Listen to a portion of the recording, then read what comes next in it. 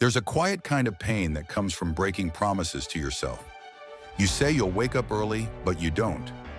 You plan to start that project, but you delay.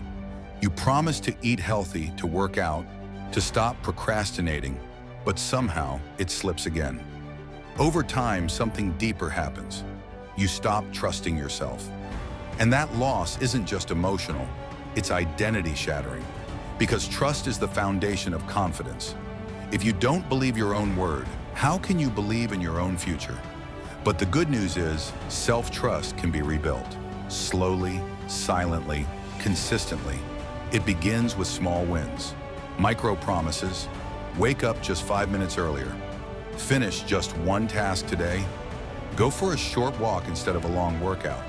And then follow through, every time. These are not about results. They're about the relationship you're building with yourself. Every time you follow through, you tell your mind, I keep my word. And that changes everything. Forgive your past slip-ups. They happened. Acknowledge them, but don't dwell. You're not broken. You are just out of sync with your values. Now it's time to realign. Speak kindly to yourself, like someone you're learning to trust again. Don't overcommit. Don't chase motivation. Chase momentum.